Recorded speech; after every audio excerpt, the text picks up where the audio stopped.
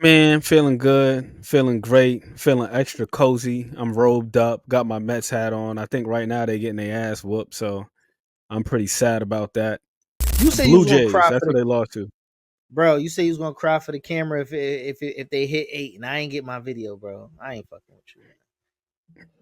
It was gonna be one of them ugly cries too, like Rocky Lockridge. I don't know if you ever Yeah, seen that. no, I'm gonna have to put You that probably video in seen it, here. but probably didn't know it was Rocky Lockridge. When the dude was like, "Somewhere deep down inside, I still love you." And he said, What I gotta get down to one? What they fighting at? 75? Give me 68. 60. Give me a couple weeks. I'll take the Canelo. I'll take whatever Belanga's taking. Cut that in half. They stole Give it to me. storylines, and uh, even when your favorite wrestler turned anti-hero, when Hulk Hogan turned into NWO and he went all black. That's kind of like Shakur Stevenson being the All American Olympic boxer right now saying fuck the fans. Somewhere deep down in my heart, I still love you.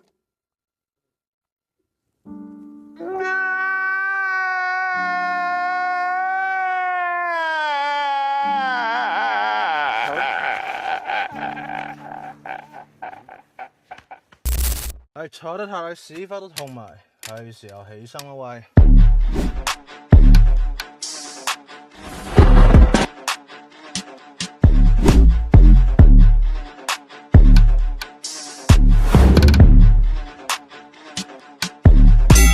What's going on, everybody? Another week, another stream. It's your boy Remo, aka Mr. Rich Rez, aka to the AKAs of the AKAs, no longer naming all the AKAs. I'm here with my guy, Aunt McQueen. What's going on, Aunt? How's everything tonight, man? Man, feeling good, feeling great, feeling extra cozy. I'm robed up, got my Mets hat on. I think right now they're getting their ass whooped, so I'm pretty sad about that. Y'all been having a good run though. Oh, a hell of a run, man. Won 9 games straight. They dropped one game to who the hell are they in that series with right now? It Was it don't the even Cubs? matter. But they lost game 1 of the series, won game 2, so they won The Reds, wasn't it the nine out Reds? of 10 out of their last. Nah, they swept the Reds. They lost. I seen they did lose to somebody, but you say you was gonna cry for the bro. You say you was gonna cry for the camera if they hit 8 and I ain't get my video, bro. I ain't fucking with you, man. It was gonna be one of them ugly cries too, like Rocky Lockridge. I don't know if you ever Yeah, seen that. no, I'm gonna have to put You that probably video in seen it, here. but probably didn't know it was Rocky Lockridge. When the dude was like, "Somewhere deep down inside, I still love you," and he said,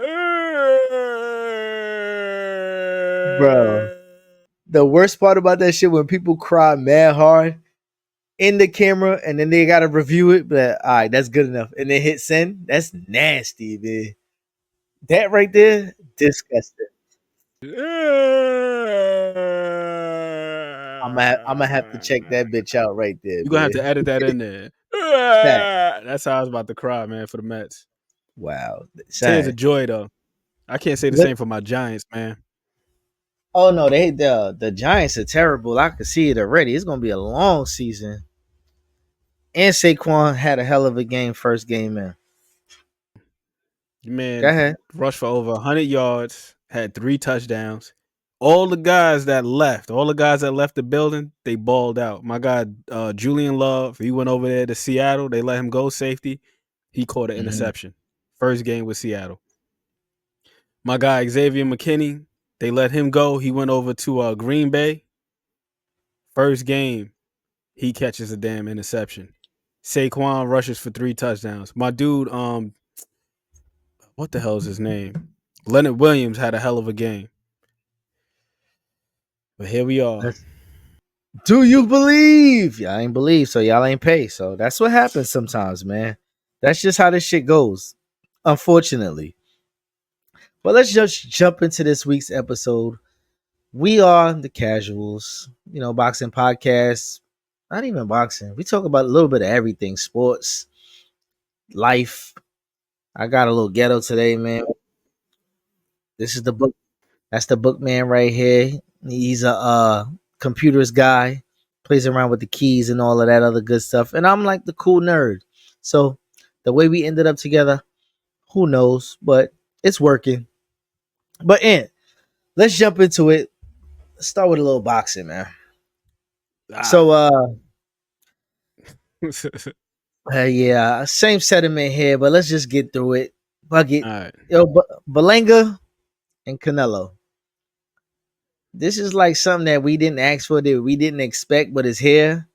And being that we from New York, I guess we gotta give a little bit of homage to Belenga for taking this one. I guess, you know, he getting paid a good penny, but how do you see the outcome for this even taking place? My logic says Canelo, but I would really like to see Edgar Berlanga pull it off. Mm-hmm. No disdain for Canelo whatsoever. I like him. I don't care about him picking who he wants to fight. None of that shit that people complain about. It doesn't bother me none, because there are plenty of other fights to watch. Like, Yeah. one fight or one fighter doesn't necessarily, dictate my appreciation for the sport as a whole. Like, I'll watch anybody fight. I watch street beefs. Like, I watch Miss Mud, this lady from a trailer park, fighting in a Uh-huh. random ass, nondescript ass backyard in Virginia somewhere. Yeah. Neither one of them bitches had teeth in their mouth, and they back there, No you teeth know what I is mean, letting them crazy. hands fly. So it don't matter to me. That's how it goes sometimes, man. Street. Listen, man. Listen. To be honest with you, that sometimes that shit is the most entertaining. Street beefs don't last for too long. They be a whole like 60 seconds, bro. At that, niggas be tired and then it be done. They look at each other like, this is dumb. I don't want to do this anymore. Have you ever watched that? Have you ever watched that channel though? No, but I think I might be I, inclined to. dog, I'm gonna send you a link because it is hella entertaining. It's regular ass people. They link Hmm. up in the backyard. I think they have the fights in Virginia. I think that. It's Oh, it's matter of fact, is that where like it's they build like a little cage or something like that? yo, it's damn near like some Kimbo Slice type vibe. Hmm. Like, they I think I back, did. but they not back there bare knuckle though. Yeah, yeah, They yeah. I have think I did boxing see it. matches and they got MMA fights. Mm. Yeah, I think I I'll did be see that. Matter of entertained, fact. Yeah, I bro. think I've come across that on like IG or some shit like that. They be having them dudes in there scrapping. I seen two dudes scrapping. They was in wheelchairs. Wow, Wilches is In crazy. wheelchairs, throwing hands. And I'm sitting Listen, here watching this like it's an undisputed fight. Like, niggas got a beef. They fight got is a beef, fight. man. Listen, drive by is a drive by. So is a wheel by. Yeah, it's crazy. But onto this fight, right? I'm not mad at Belinga for getting a payday out of this shit. Canelo, his legacy is cemented. I guess he's just trying to, you know what I mean, get it to the sunset without, you know what I mean, taking too much damage or whatever the case might be. I ain't really too upset with him. Me neither. Get that It is paper, what, man. Get that paper. I want everybody to get paid, man. I hope everybody get paid. Get that man. money. You ain't hurting nobody. You ain't doing nothing crazy. You ain't stealing. You ain't robbing. You ain't doing no, heinous shit. Get paid. Canelo cash out. Berlanga cash out. And like I always say, Remo, when it Mhm. comes to these situations, I understand as fans, some of us, we get very impassioned and we want to see certain matchups, right? Yeah. But when somebody like a Berlanga or a Munguia or a John Ryder, when they get an opportunity, how can you not be happy for them? Them guys got dreams too. They got aspirations too. Dreams. Yo, bro. What I gotta get down to? What they fighting at? 75? Give me 60. Give me a couple weeks. I'll take the Canelo. I'll take whatever Belanga's taking. Cut that in half. I give it to me.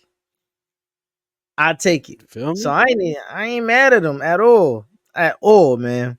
But on that same card, like I kind of know the outcome of this one. I'm gonna give it about 6 or 7 rounds. I think Canelo's a professional. He knows how to carry it a little bit because I just think the skill set, along with him being a wily veteran, it's just gonna be the difference in this fight. But I think he'll know how to carry and keep it a little entertaining for his Mexican people. Belenga, he keep talking though. He might actually get Canelo mad and he might spark him out early. So I hope that's not the case. Sam, I hope that's not the case.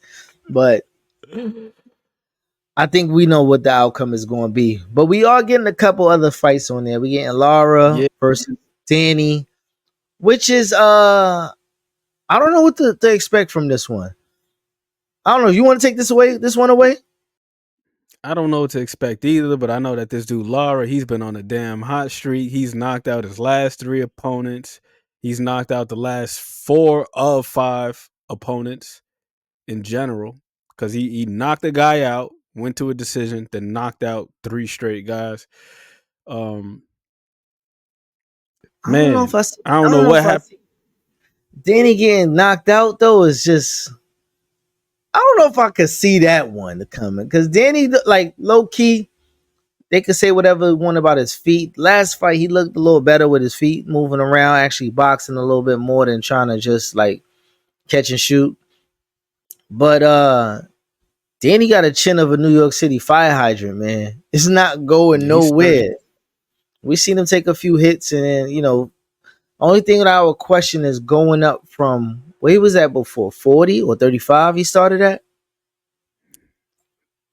I don't know where he started, but I know he did campaign at 40. He was a champion 40. there. He was best suit for 40 to me. So he went 40, 47, skip 54. He did some kind of catch weight thing with Yeah, it was Benavidez. like 55. This fight is at a catch weight though. It's not even going to be completely at 60. It's going to be at 157. I don't know how they fighting for a 60 belt, but this is the new age of boxing. There is no rules when it comes to this, but it is what it is when it comes to the sport these days. It's just take it as entertainment, people. Danny's trying to That's all you solidify can do. himself. Yeah, he's just trying to solidify himself in the history books, I believe. Trying to be 3 division champion at this point. Yeah. So I think it's just him kind of looking at the finish line more than anything. And I'm not mad at it, man, because other people get the opportunity to do it just to say that they put certain things under their belt. And who's the fans to say Danny shouldn't get the opportunity to do it? And you giving him a name on another pay per view, so why not? 1000%, man. 1000%. But if I had to pick somebody, I say Lara by decision, mainly Mm-hmm. because of my faith in Danny's chin. I don't know what the hell he's going to look like after a 2-year layoff. I believe that was 2022 when he fought Jose Benavidez Jr. It And was he that did long perform ago. pretty well. He came off, yeah, I think it was like 2 years. He came off of a layoff. Mm. Wait, hold on. Let me double check. It might be a year. Hold on. Cuz I don't want to give Yeah. anybody any misinformation. Let me be exact cuz I can't be lazy when I got box rack right here in front of me. Yeah, 2022. Yeah, that's crazy. 2022. That's when he was crying in the ring and all of that, right? 22. So it's going to be 26 months since his last fight. Yeah. That's kind of wild because Lara was just in there not too long ago, correct? Yeah. This year if I'm not mistaken. Yeah, that's that. I don't know. Like Hold the on, let me one see. thing about Let me be exact. Yep. Wait, no. Yeah, this year in March. The end of March, yeah. damn near April. March 30th was his last fight. He fought See, up that's the Michael thing. Zarafa. Inactivity and age don't go hand in hand, man, at all. And I seen the joint with all the smoke boxing with Steven Jackson, and Danny don't look like he's hungry for any reason because the house looking plush, cars is crazy. So it's like this is really a legacy fight to cement him in the way he needs to go. But I don't know if he gets there. Do the activity, do the age, do the style of Lara, a little bit more active than Danny. Footwork, what are you, Cuban, right? That He ain't been style. moving as much though. He ain't been moving as much, but he been He was sitting on committing to those shit. punches a lot more. Yeah, he been What committing to them punches a lot you more. know what the kids say, standing on business, right? Yeah, but listen, man, I appreciate Danny for taking that fight. That's not an easy fight. Yeah. Fighting a guy, I don't care if this guy's 40 something years old. Was he 41? Lara, I Mhm. don't care about him being 41. The guy is still dangerous. He's knocking shit out. Men 10, 15 years his junior. He's getting them the hell up out of there. And he's And he only getting got wrecked. 3 losses on his record. Yo, So props to Danny for taking this fight. Yeah. And I know he's getting into the promotional business too. He's getting into the promotional business, so maybe this could be a step in that direction, man. Furthering his, his Yes. business. You see what Canelo's doing right now. I just checked on Twitter. My guy L Dub, he made a post and he alluded to the fact that Canelo's gonna have 3 of the guys that he's got signed to his banner, Canelo Promotions, Yeah. on this undercard. And I like that, man, because that's not something that we see with a lot of these active fighters where they're fighting and they got their guys on their undercard at the same time. They more It's usually lend one or their the other. they lend their personality to when they're not fighting, so like show up in appearances or whatever. So I think that's kind of dope as well. But It's like the on this Jake card, Paul. yeah, Jake Paul. Listen, regardless of what people say about Jake Paul got a business acumen by himself that is second to none, and we've seen him step himself aside for Amanda Serrano. He's made her the highest paid woman boxer in the sport, and shout out to Jake Paul for that shit because the boxing pundits didn't want to let him in when he's actually been doing a good service for the Sharing his sport himself. platform with these guys, man. Sharing his platform with these guys. And then not only does he got most valuable promotions where he has for his more established fighters on his roster, he also got the most valuable prospects for the up and coming guys to give them a place to showcase their talent. So Canelo is doing some good business right here, man. Getting these guys a good look, man. This is gonna be pretty big card, pay-per-view, so on and Yeah, so forth. So man, props to him. Who else is on that card? Who else we got on there? we got Plant coming back, and I don't even know who he's fighting. Check who's fighting real quick, but I like Caleb Plant, man. Okay, win, lose, or draw. I like Plant because he does everything you're supposed to do as an athlete outside the ring. He markets himself. He has merch. He tells storylines. He's a hell of a troll on Twitter as well. And he's a guy that you want to root for to get back in the mix and like, throw his name back in that hat. Because he's really a good boxer in himself. He might not have that one thud knockout power that people might love, but everybody love a good story. And I like to see Caleb Plant get back in that the scrum of that division. I love Caleb Plant, but I hate one thing. Mm-hmm. He has yet to come to Let's Talk Fashion to do a damn interview. Facts, Ain't no yo. way you could be out here styling like this. And Yeah. and Cool Boy, Steph, get your You ass got over to Let's Talk Fashion. If you happen to see yeah, this, get over to Let's Talk Fashion. You, Caleb Plant, arguably yeah, two two of best the dressed flyers. guys in the sport. Yeah, I agree Yo, with that. did you see them custom? Did you see them custom boots he just had? The Caleb blue Plant, ones, him and his the son. Kobe joints, the Kobe's. Yeah. For him and his son. Yeah, those are fire. Those are Fire. fire. Pro Trolls, right? That's what it is. I think Pro Troll editions. Listen, Got them shits he's converted always into boxing boots. Like, come on, bro. the hold on, the right way because Devin kind of I don't know what happened to his boots. It didn't look like traditional boxing boots. It might have been underneath, Yeah. but something looked like it went wrong, and yeah, I don't want to go over there. But you mentioned Cool Boy. Cool Boy is also returning. He's on shit. He's been out the ring over a year, correct? Ever since Yeah. that fall in Tokyo. But Ah, yeah, it hurts. It hurts. But it hurts, man. You just ripped I the don't. scab right off, right? You know what I'm Yeah, saying? It was yeah, hailing yeah, up yeah, nice. So you yeah, just had to yeah, go yeah. and mention Yeah, Tokyo. your band-aid God had hair on it and all of that. I just yanked that off real quick. It was doing good. But I'm glad to see him getting back out there. I know he did say he was considering going up to 26 prior to the fight with the monster. So now that he's making his way up there, you know, and he's changed trainers because he's with Boost Pops right now. And getting that Philly love over there. So I'm not upset with Cool Boy trying to get back in the mix and Shit, he from Philly, Cool Boy. yeah. That's He's that's from his the home team.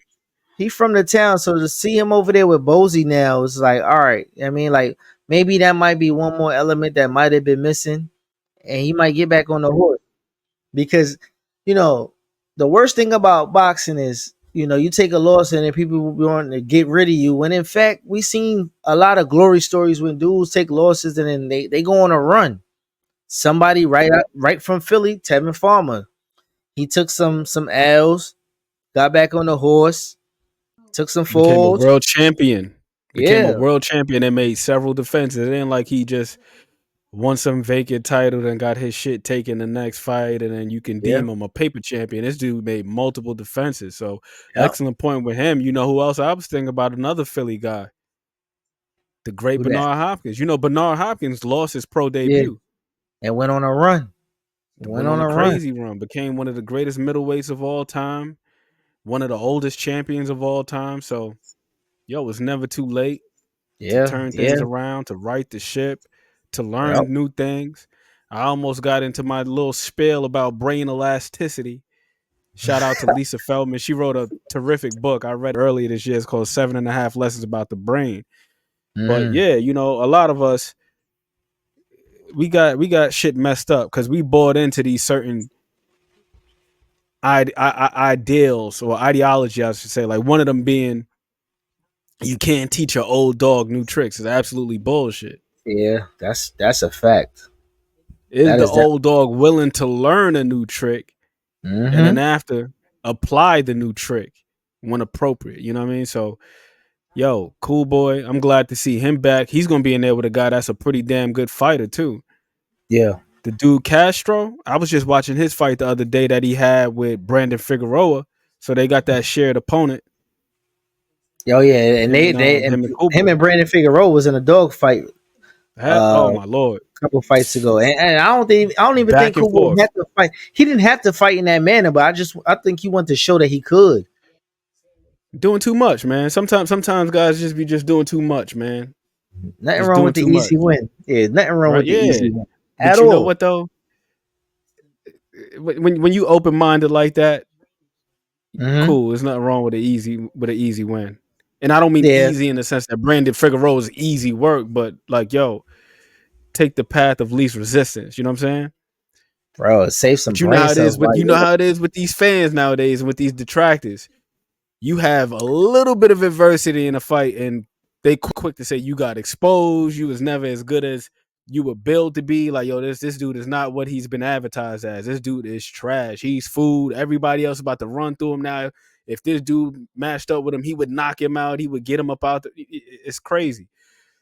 And then when you have a quote unquote easy dub, the other guy is trash now. Yeah, yeah. Oh, he picked a cab driver, Uber driver, or some shit like that. When case in fact that there's thousands of boxers that never make it to the main stage. So you telling me the 1 percentile that's on the pay per view stage or on national TV is a bum? Come on now. What are we talking about? What are we talking about? I don't understand fans.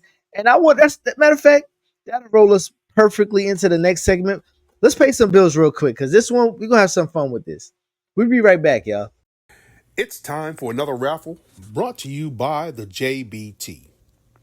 Our first item is a new 10th generation iPad with a liquid retina display which shows off beautiful color and has plenty of power for all your handheld computing needs.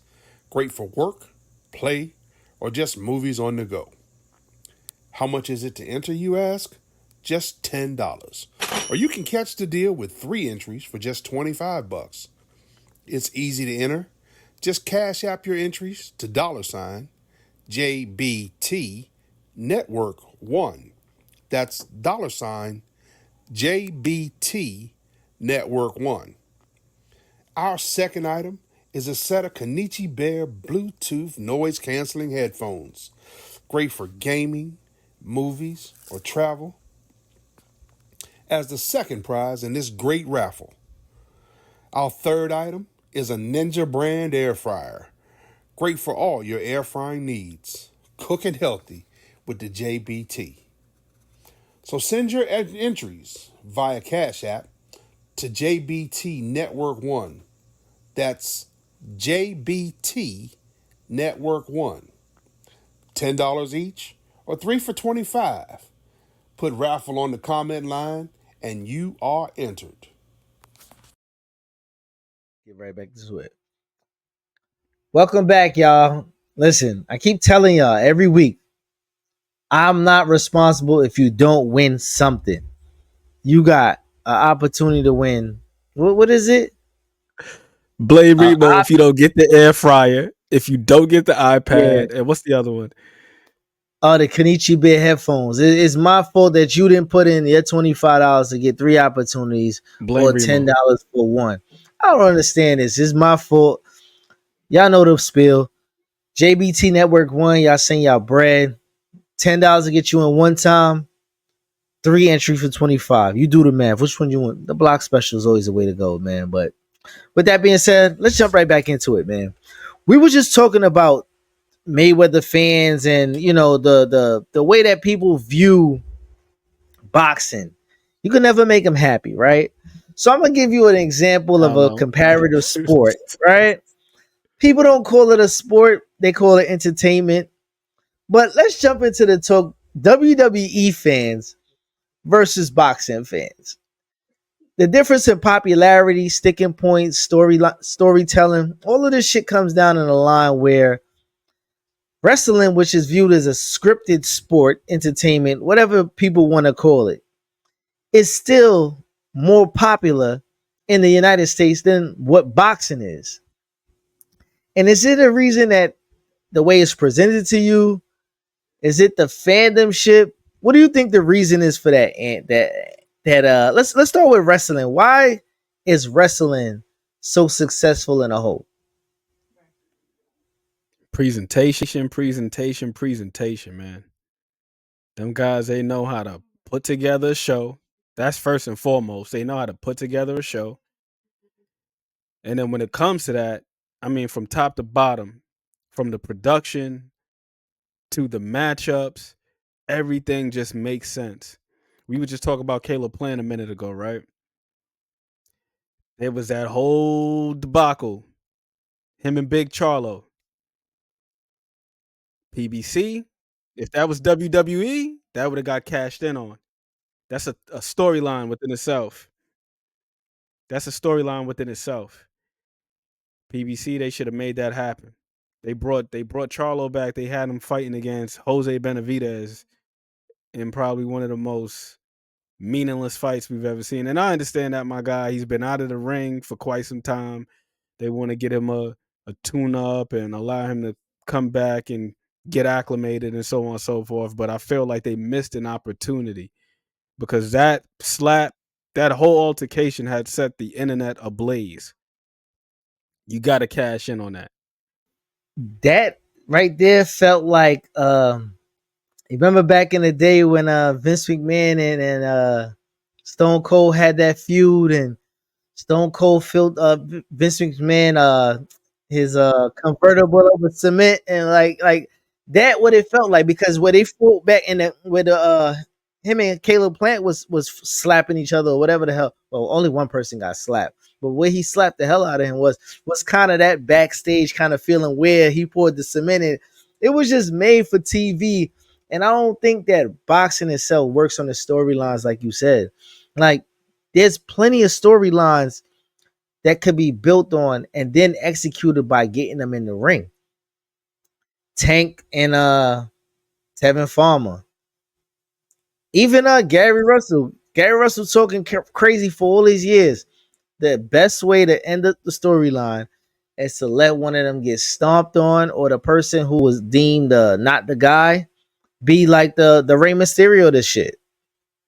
Somebody has to come out as the anti-hero. I just don't think boxing in itself does a great job in one marketing individual fighters themselves versus like when boxing was hot. You had Mike Tyson had a game, Vander Holyfield had a game, Muhammad Ali was Mike had everything, bro. Mike had Pepsi commercials. everything. Like it was crazy. these boxes were so visual. Sugar Ray Leonard was always on TV. Arsenio Hall made sure he kept your favorite boxes on the couch. They were so visual to the point now today, unless they have a fight like locked in, you don't see them nowhere. You know what I mean? You got to see them on TMZ doing some dumb shit.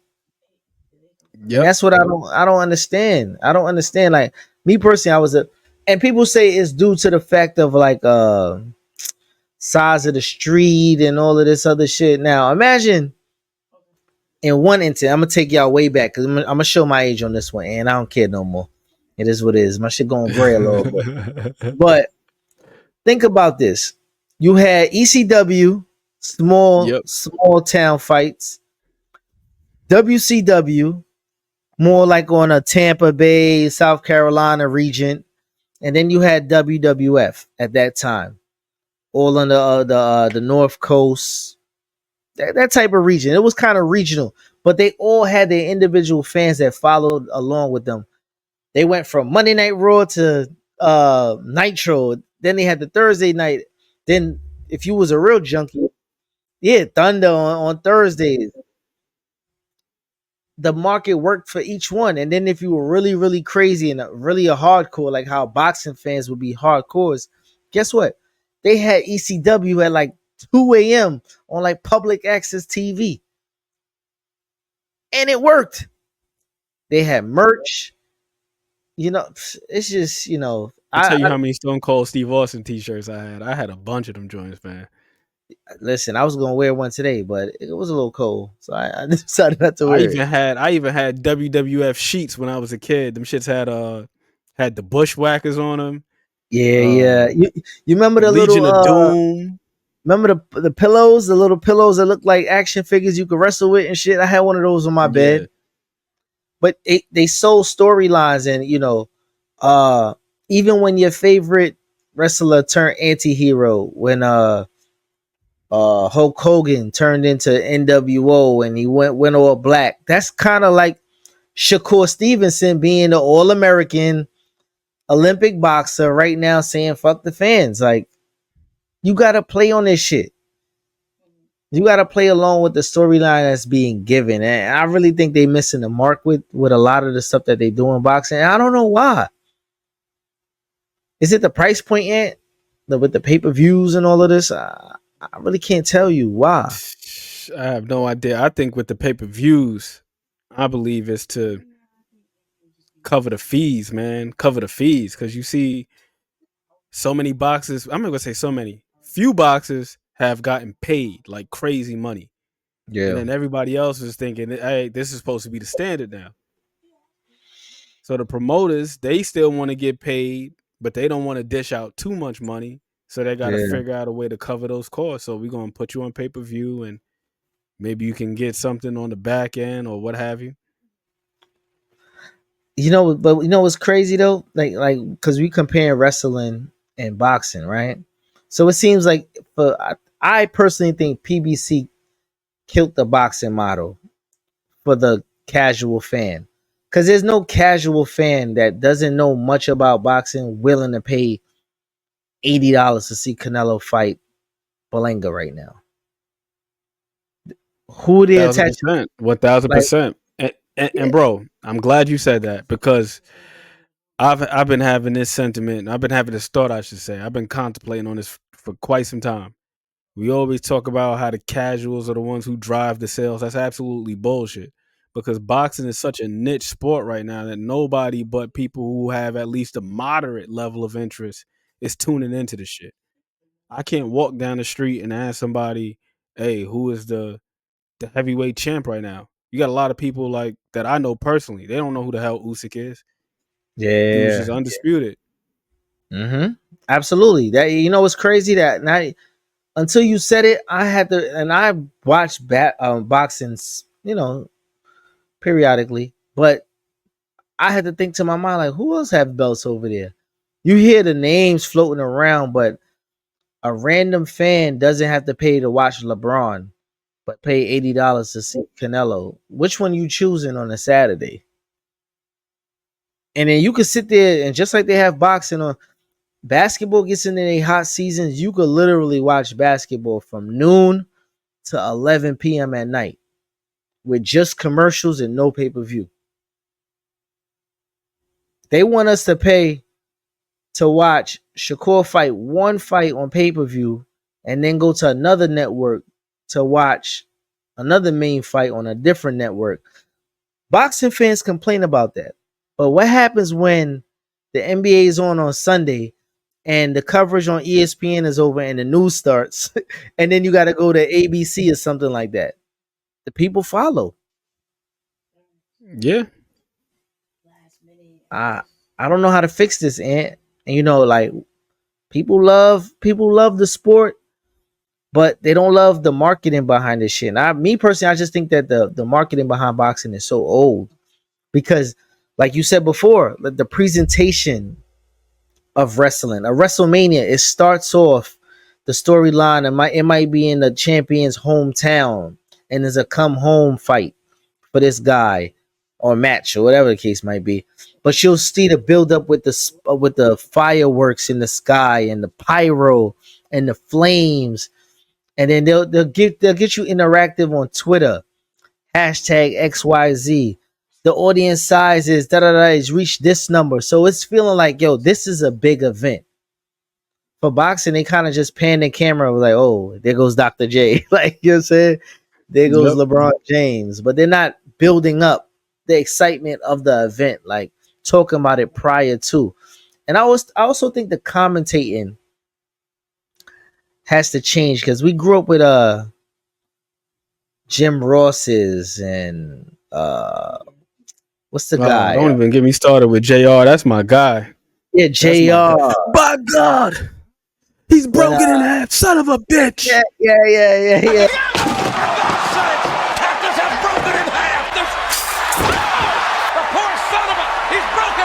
The phrases Clyde and them.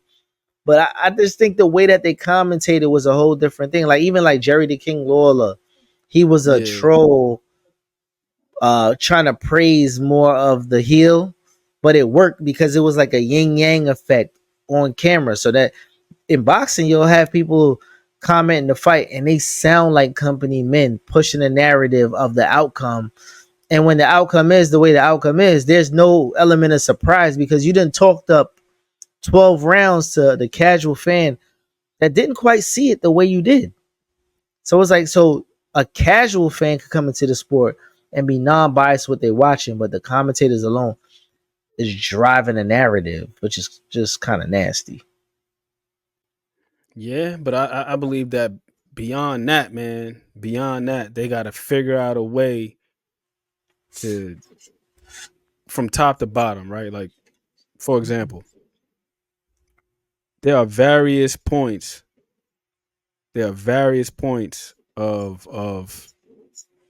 Of entry, if you will, for WWE. Like they got a NXT. Oh yeah. So if you really into WWE, you watch them over there at NXT, then you get familiar with them and you get to see them build the character up.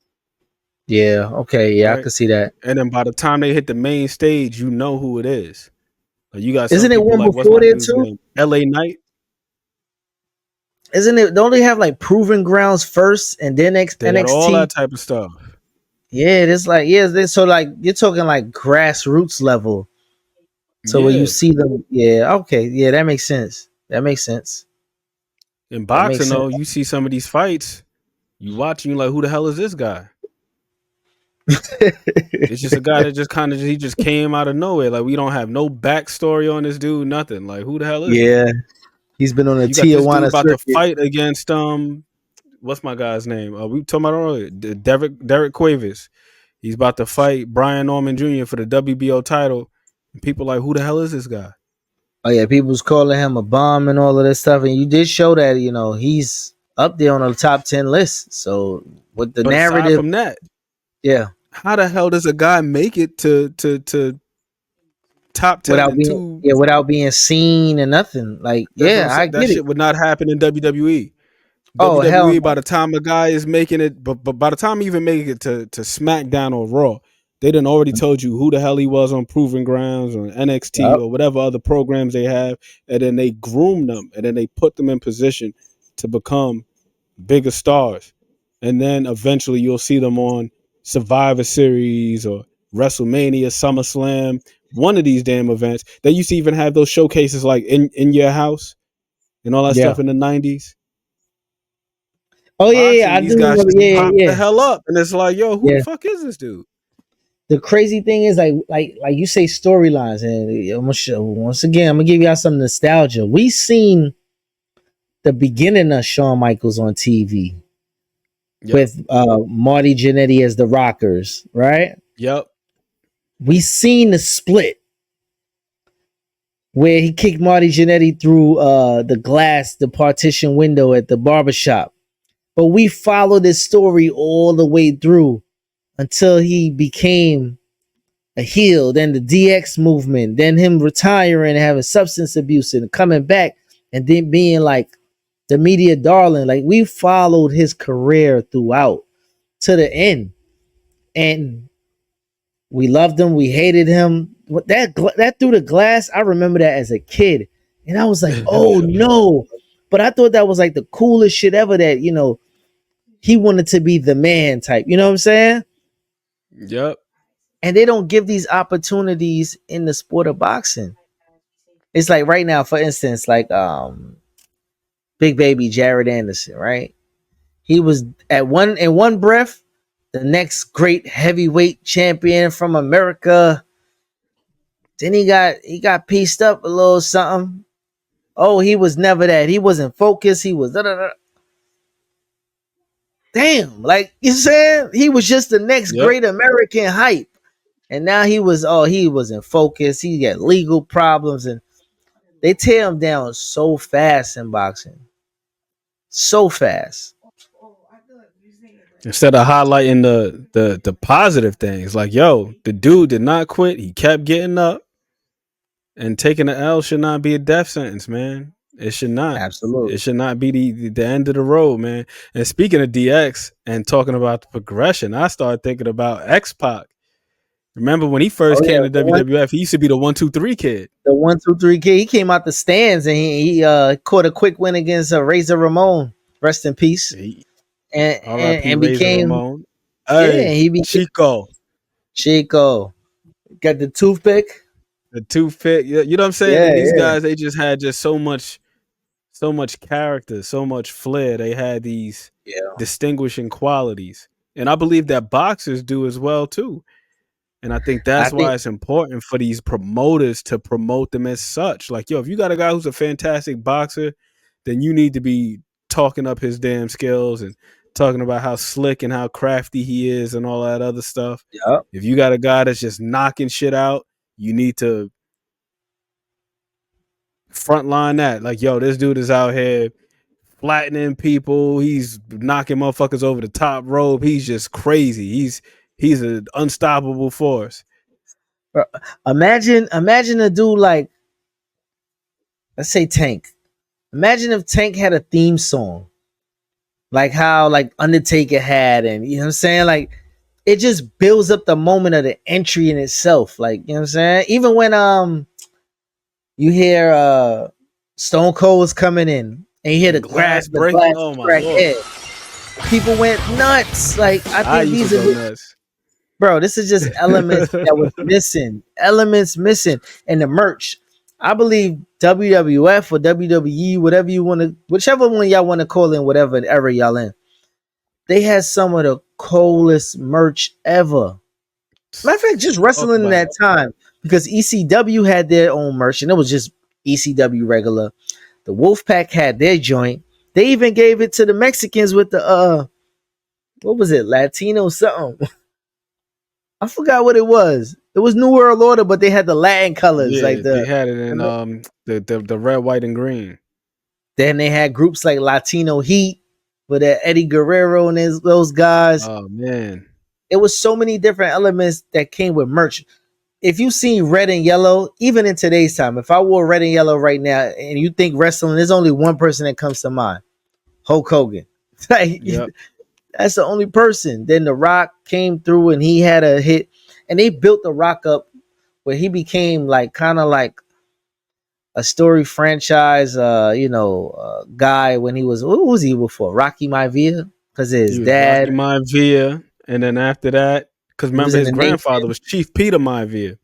yeah, and His dad was Rocky Johnson. Rocky Johnson, and then he became Rocky Went to Maivia, the then the he Nation, then after that he was with the Nation of Domination, D'Lo yeah, Brown. yeah, This shit yeah, right yeah, here. yeah, yeah, Niggas do the shit with the head. yeah, and Farouk and all of them. He did the Black Panther Yeah. kind of esque, and then he went from We there, and are they the nation. A yeah, domination. It's facts, and classic, they man. the shit like that. Like I think people like Caleb Plant gets it. Win, lose, or draw, he has merch. He even made an action figure, and Right. his merch is really good. Like what I'm saying, his storyline is all right. Him being a impoverished white guy in the trailer park, and the thing fighting for his daughter. His daughter passed away. Like it's so many elements about Caleb Plant that you know what? Fuck boxing, Caleb. Just go to wrestling, bro. The girl from Being a champ, losing the belt, and then now I like what he's doing right now with his merch. It's Redemption, the revenge Revenge tour. You Tour, know what I mean? the Like, come on, Revenge man. Tour.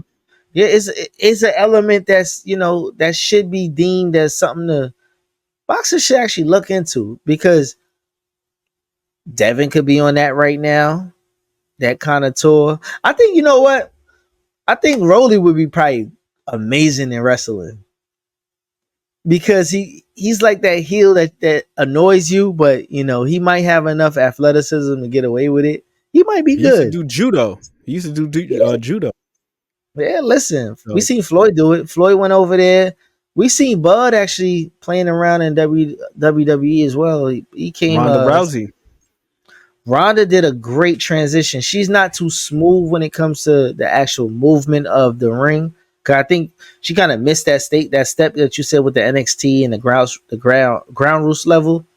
But she was a great personality in where she was. The skull face that she used to walk around in, and it built for the moment. So I guess they leveraged that into WWE, and it's working out for her because she didn't come back.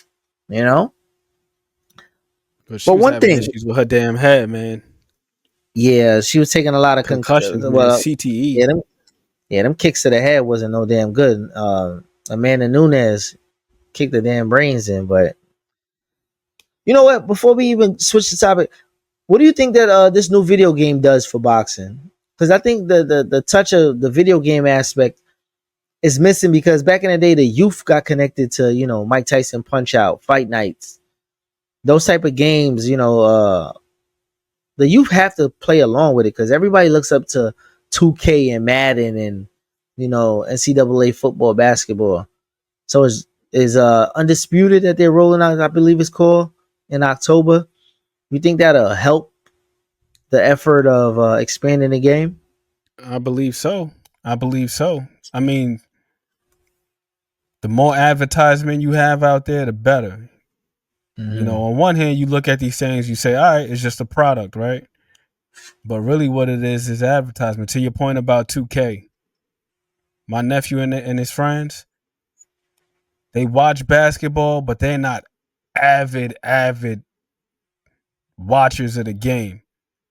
But they Mm-hmm. know a lot of the rosters from top to bottom just from playing NBA 2K. Yeah, yeah. And then They we be get knowing the people like rosters because they play 2K. that's a fact. And then you get people like Gerald Green, who was like not deemed as the man in the NBA, but 2K, he was one of the best attribute players to play with. And you knew to look out for him. And in the game, when he finally get in the court, he gonna dunk some shit. He gonna do some wild shit. Or even J.R. Yep. Smith, same thing, same Oh, thing. don't But even bring up kids, J.R. Smith. My boy, he used to hate me because I used to torch his ass with them damn Knicks, with the Knicks tape Knicks.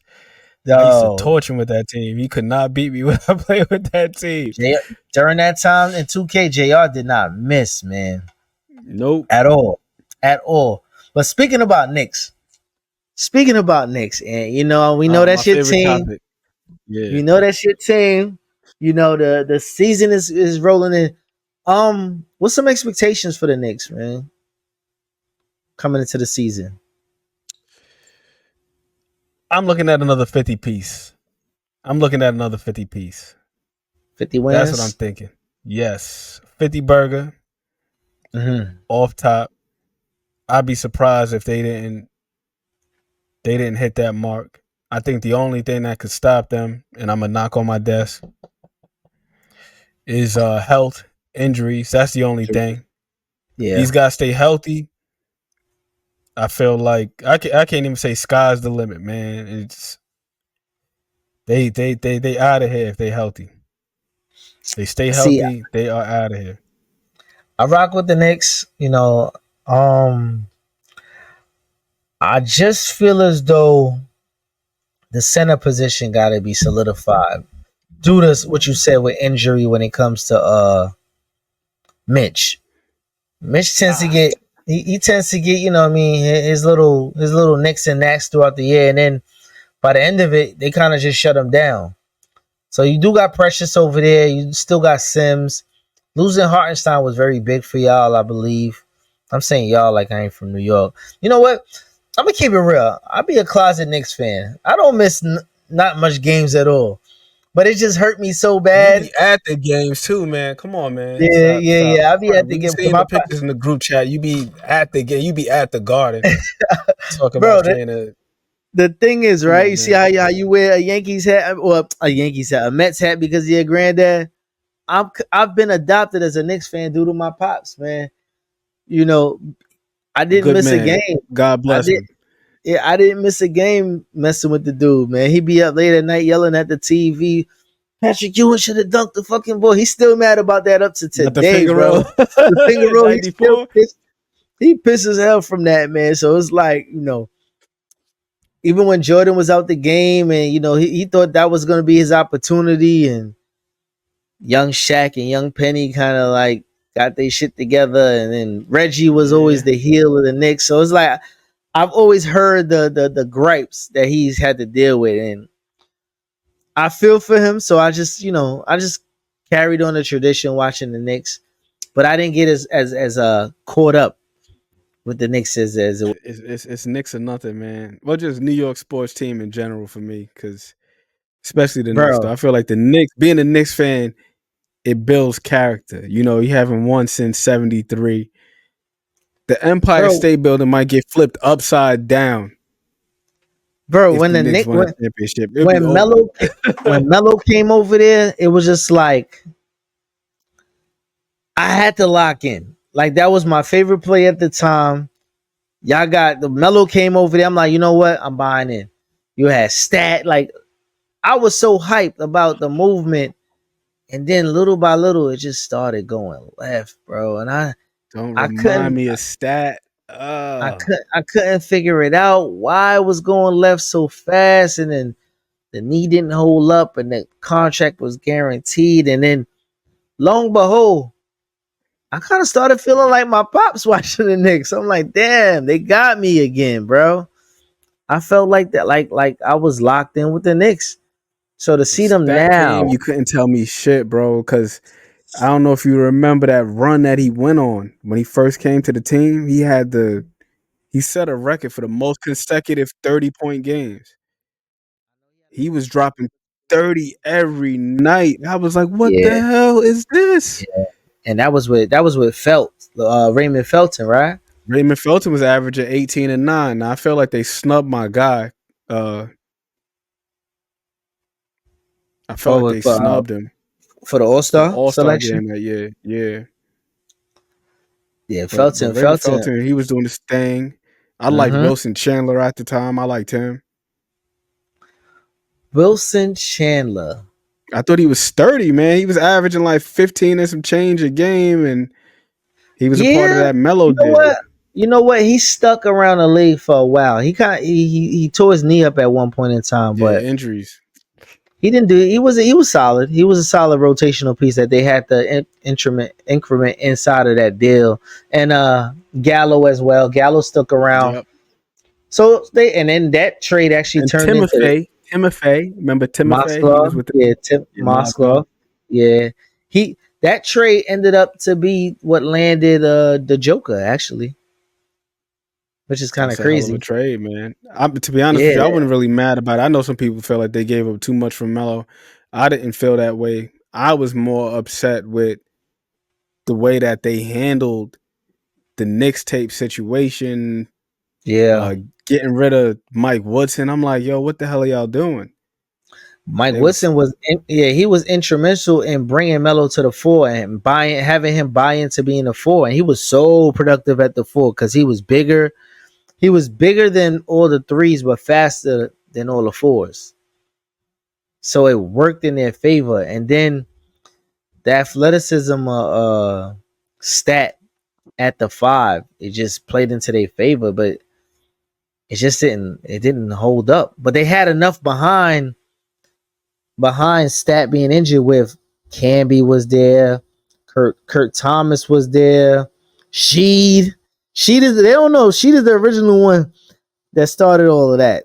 Three to the dome. Like I didn't did I say Kenya Martin was and if there? I'm not mistaken, he's the one that coined the term that folks use, right? When it's time to Which shoot one? for the ball don't lie. A boy don't lie, yeah, yeah, He yeah. It say was that so shit much all the time. Ball don't personality. lie. Bro, the amount of personality you had during that time. And it seems like now it's coming around with the camaraderie of I think the whole organization from top to bottom, with them actually fomenting a plan and sticking to the plan, not giving away assets for a budding star that was not really a star, and then leveraging their future for somebody like that. So they stepped to the path of I guess of least resistance. They They got a got rid couple of what's his people. name. Finally, Who's that? goddamn Steve Phil? Mills, man. Oh, Steve Mills. Yeah, yeah, He yeah. was the common denominator and all that shit. Everybody that was over there, one name stuck around the whole time. Like when they had like Isaiah Thomas running around there, and they had the little Phil Jackson saga, this Phil one, Jack. that Oh, one. don't Steve remind me about Mills that was there the whole time. Soon the as whole Steve time. Mills gone, now you It see made what it sense is, though. man. Yeah, it made sense. But now you look at the Knicks, right? So I'm gonna deem them as I'm gonna give them. I want to say two in the East or three. It all depends on how hot Philly comes out the gate. But I have Yeah, them see, at but a the thing two for A. me is the depth, man. It's the depth, Remo. It's the depth. Mm-hmm. It's Yeah. the depth. So who's You're over gonna there at have Philly? We got Joel, Philly got a good team, but I feel like they're a little bit more top heavy top than the heavy. Knicks Okay, are. okay. Do Yo, they let's still look at have their milk? roster right Do they still now. I'm have? about to look it up. I'm about to tell you right now. Okay. Well, why you look at that?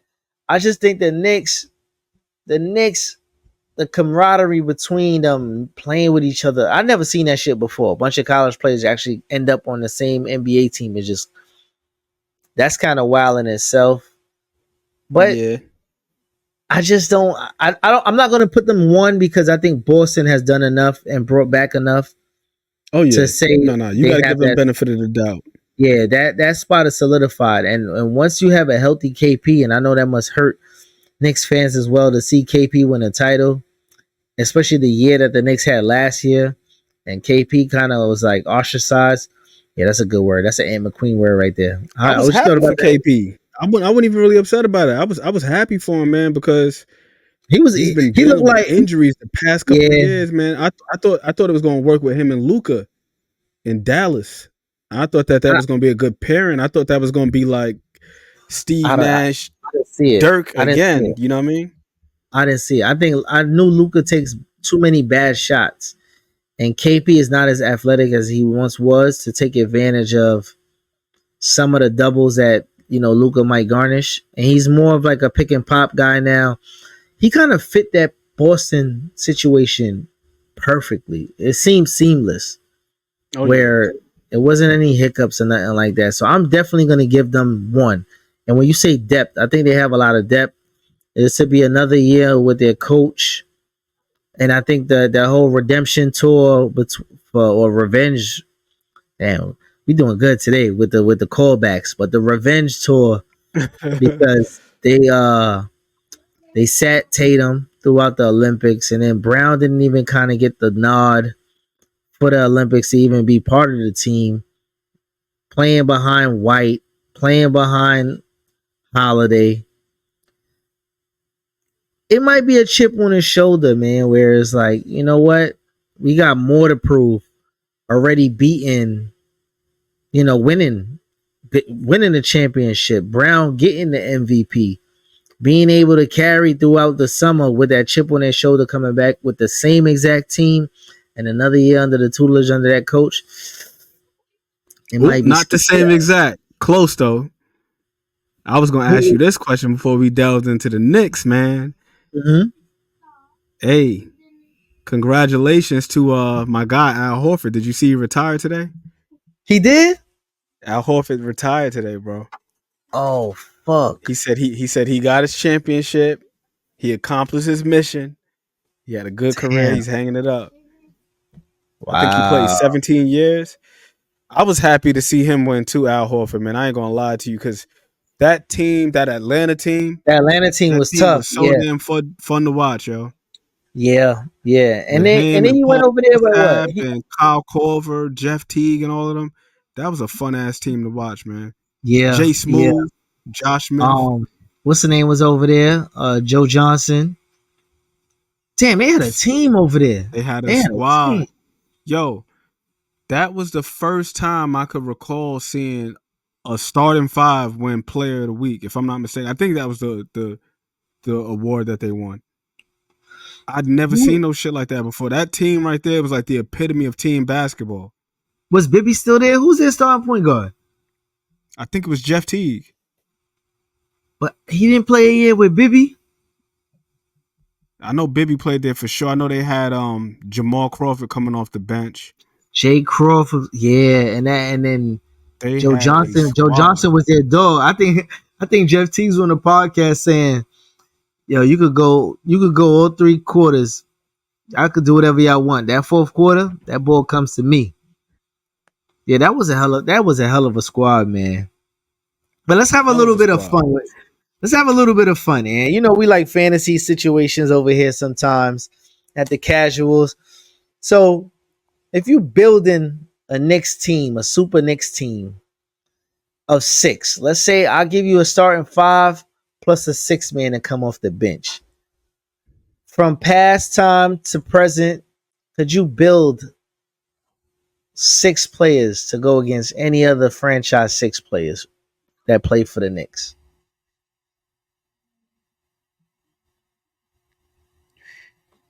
God, I'm thinking. I don't know, because that recency bias got me wanting to say Jalen Brunson. Yo, that dude, yo, JB, that dude is something else. And I know you seen him at the Garden live in action. Like, yo, that dude's Yeah, footwork is crazy. and he's small. Like he don't look big on TV, but in person, I'm like, yo, damn, he's small. He's a small dude. And what's crazy that really impressed me in person, aside from his footwork in the post. His post work is tough for a little guy. Crazy. Very Crazy. poised too. He's a very poised individual because he gets to his spots, head fakes is crazy, and then when he gets you to sit down on the jumper, the way he elevates the shot over the big is like, whew. That's a lot of gym work. A lot of gym work. All right, so let's go. Recency bias, it's your list. Fuck everybody else. You could put Brunson on there. I want to, but I'm thinking about whether or not him or Clyde is going to be at the 1. Oh, Because I got Clyde with the champion. defense. He got the championship, but the defense. Yo, did you see he posted a crazy ass stat line in the finals. The year that they won? That game when that game where Will, not Will, where I said what's my dude's name? The captain, Willis Reed. When Willis Reed was Reed, when he injured. got hurt Yeah. and then he came back out the tunnel. Yeah. Did you ever see Walt's fucking stat line in that game, bro? I don't remember offhand, but I do remember he was cooking though. Bro, He had 36 points, Mm-hmm. 19 assists, 7 rebounds. God damn. 36 and 19 is crazy. Yeah. Yeah. That's Absolutely. crazy. So who you hold on? You gotta choose because last time we did this, you chose 6 players when we was going for the top 5. So All you right, so gotta make top a hard. 5. Yep.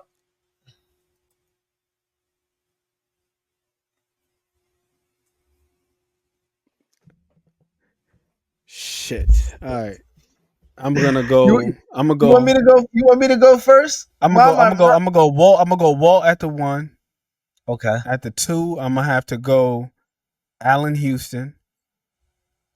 Good pick. At the 3, I'm gonna have to go. Latrell Sprewell. At the 4, I'm gonna go Melo. And at the 5, give me Patrick Ewing. And then for my 6th man, I'm gonna go Jalen Brunson at the 6th man.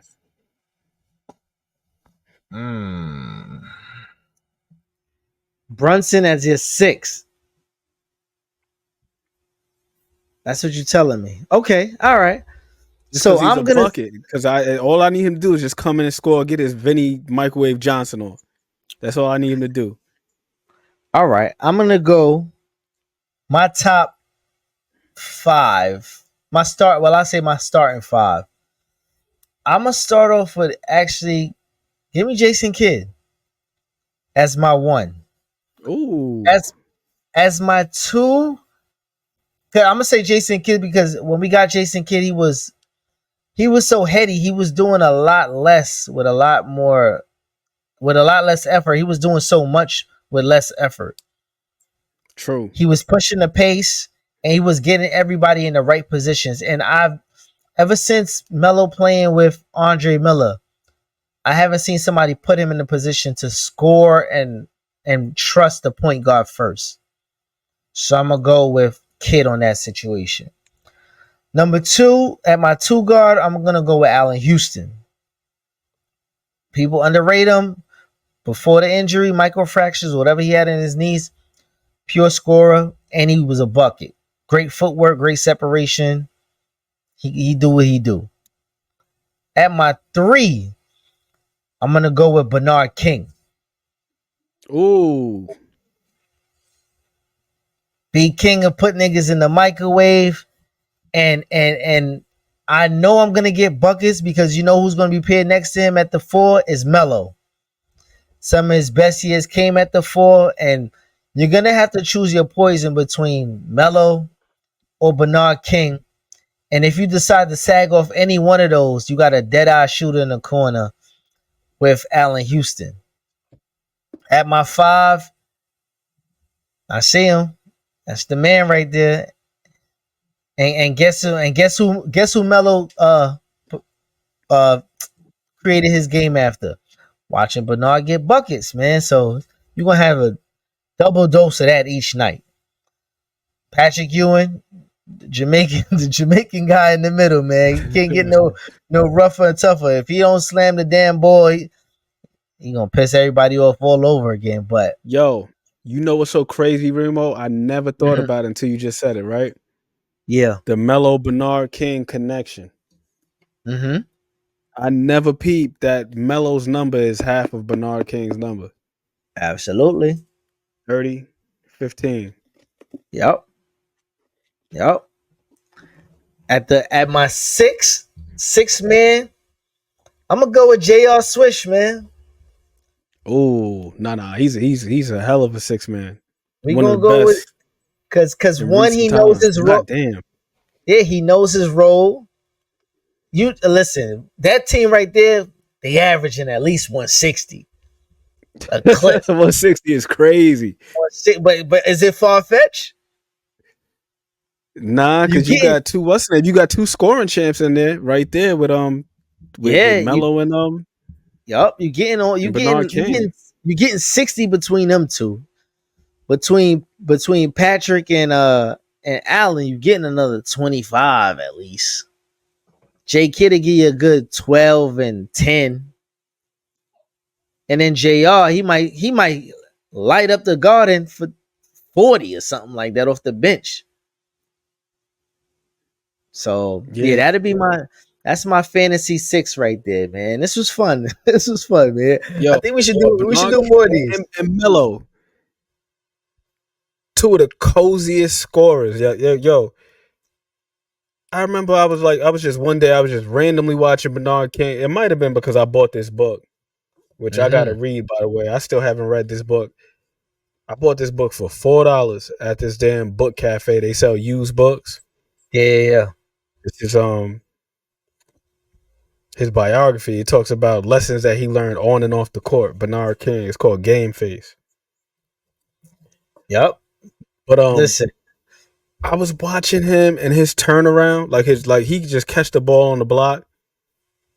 He just rise up and shoot, and it was just cash. I'm like, God damn. And he made it look so damn easy. A lot of times, not even putting the ball on the deck. He just catch it in the post. mid-range crazy. Yeah, mid range was ridiculous. He either he's just going to just shoot the straight up turnaround, or he'll face up. One dribble. Yep. Crazy. Yep. I had to, like, when I heard people talking about, my pops was talking about it, I'm like, you know me, ignorant old dudes talking about.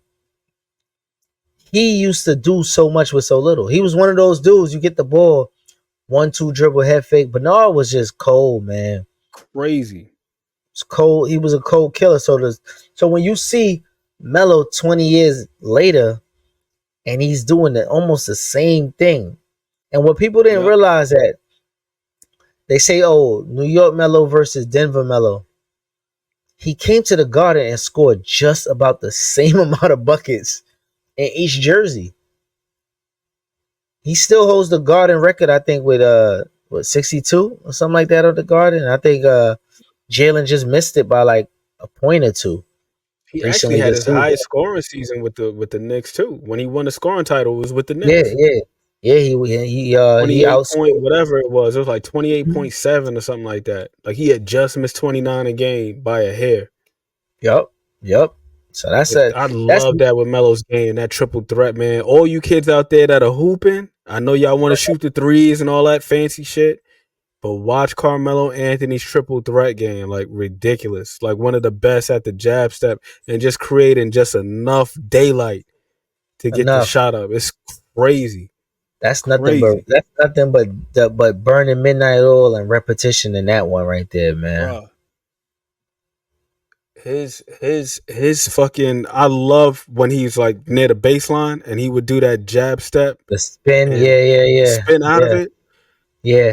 When he was younger, he used to. It was this consistent move where he caught it back facing the basket, front one spin to the baseline, and kind of like period into the lane on a finger roll. Like he used to put LeBron in the cycle, the spin I cycle with was that saying one. I was about to say the same thing, yo. Like, and it seemed like he always pulled that move out whenever he played against Braun, and that Yeah, shit was beautiful. And I like, yo, the footwork and just being ruthlessly efficient. He ain't have to do like crazy dribble moves and all this. It's just little three jab step, dribble, measure you.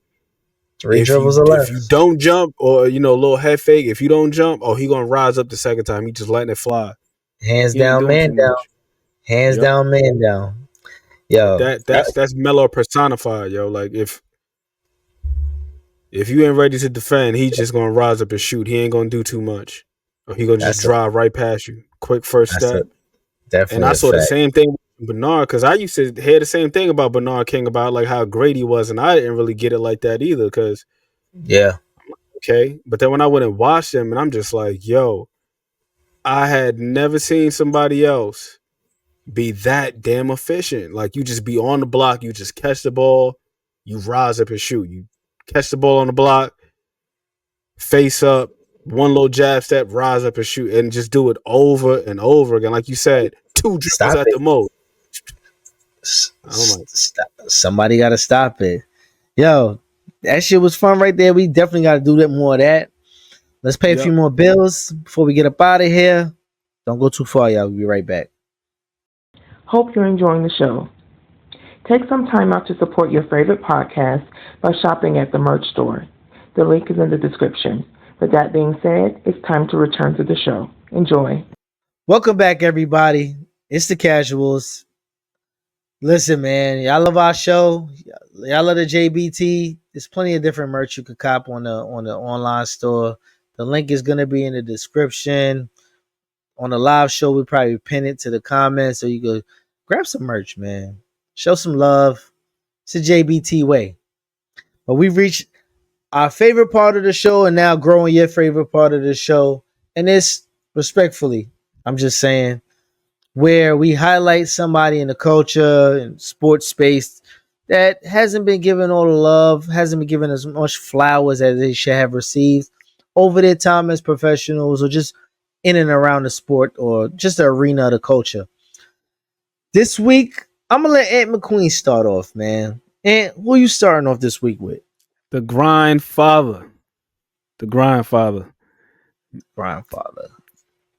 This dude is Clamps personified. He typifies what it means to be a hard-nosed defender, a damn stalwart, like a guy that you can put on close to anybody. 1 through 3, maybe even 4.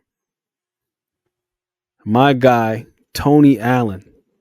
3-time all defensive first team, 3-time all defensive second team, Big 12 player of the year, first team all Big 12, Big 12 tournament MVP, Big 12 newcomer of the year, and last but not least, an NBA champion with the Boston Celtics, that Big 3. But when it came to the defense, this dude was the straw that stirred the drink. You know what I mean? Like, this dude, I can't say enough about his tenacity, his competitiveness, his grittiness.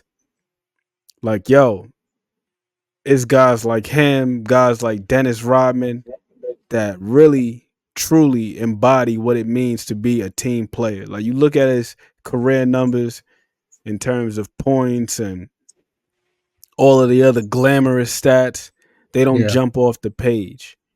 But when you look at his impact defensively, he's being put on the other team's best scorer in a lot of cases, defended some of the best. Yo, ask these guys, Kobe Bryant, the late, great Kobe Bean Bryant, without hesitation, when asked who was the toughest matchup for you, Tony Allen, without hesitation.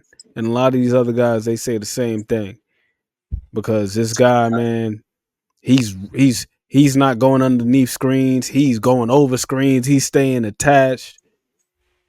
He's playing on ball, off ball. It doesn't matter. He's playing passing lanes.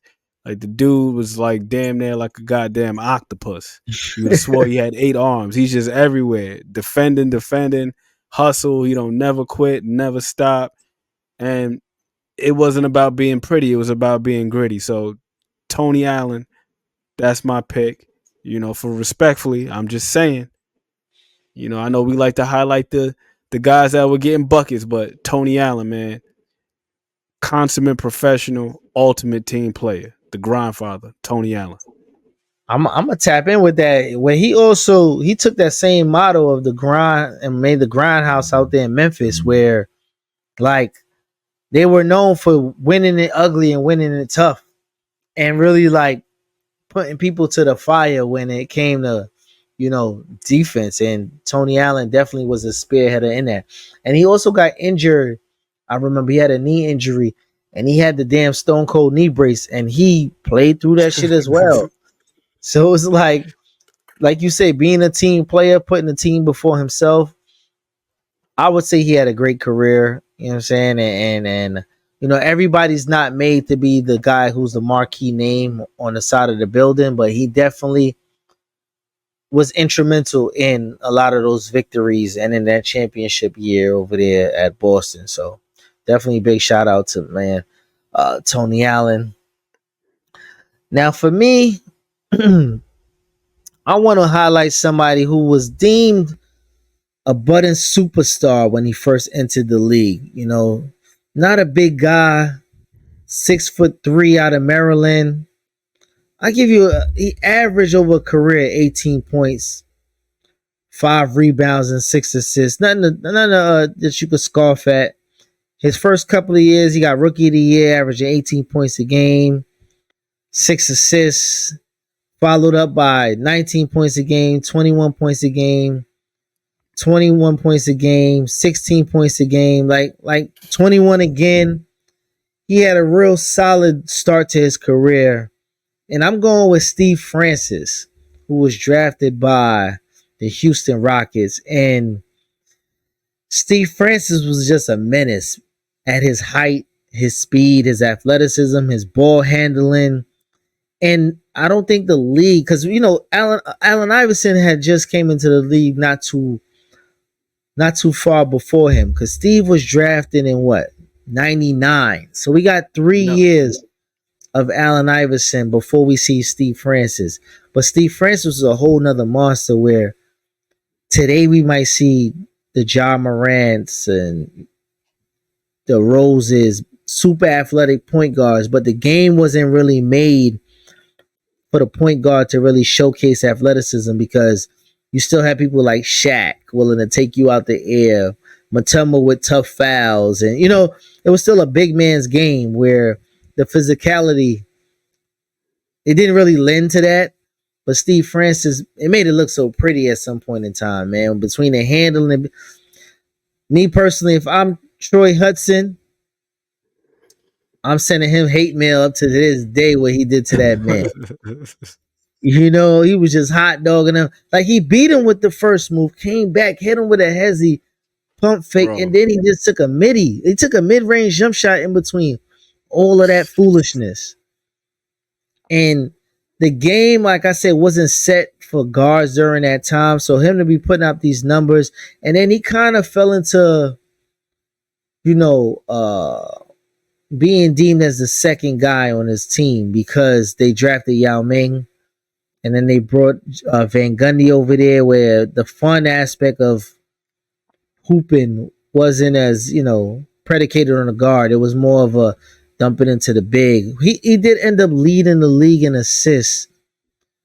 And no, he didn't lead. Well, it led to him to 3 All-Star selections, but he averaged during that time he played with Yao almost 7 assists a game. It's still averaging almost 20 points a game. So, he was a little bit before his time, but still an amazing player. And I think today people forget about what he could have been in today's era, where the guard gets to play around with the ball so much and dictates, call up the screens and ISOs. And today's game was made for somebody like Steve Francis. For those young kids that don't really know or have heard of Steve Francis, now is opportunity. That's why we got YouTube, man. Check out Steve Francis. Check out the handles.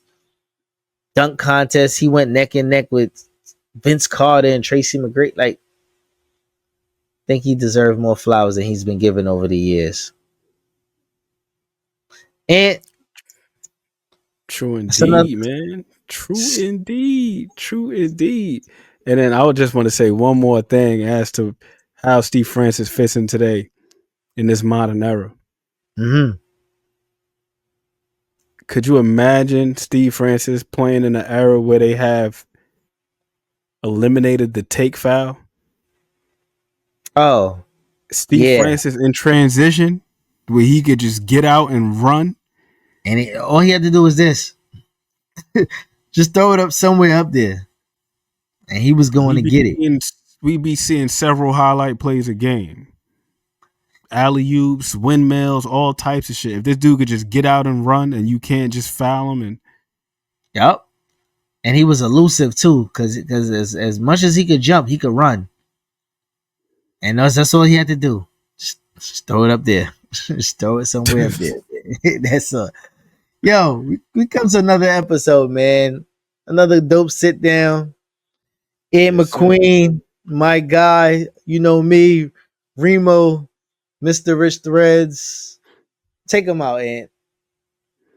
Hey, folks, It's been a pleasure having this sit down, having this conversation, being in front of the camera. I don't even know what else the hell to say because my brain is a little bit, it's fizzling out. You know, it's back to school. So been up early, Yeah, getting the kids yeah. situated, I all know that other exactly what stuff. you're But saying. man, yeah. But hey, Another dope, it's always another dope fun doing episode. this, man. Another dope one, another one in the Another, books. What is this, number 6? I think so. I can't even count right now. Oh, before we do get out of here, don't forget to make sure y'all check out the rest of this JBT lineup, man. J at Yes.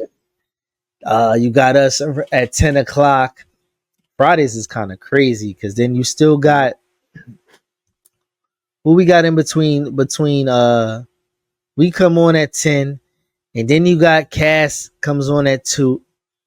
Then you got the voice at 4. Yep. Then you got the real craziness that takes place at 8 o'clock. That's the BYOB special, the Friday night hangout, followed by the Rise, then followed by the craziest angry white men on YouTube. So welcome to Fridays with us, man. Yes, sir. JBT all day, man. On that note, we out of here, man. Have a good one. Till next week, y'all. Peace.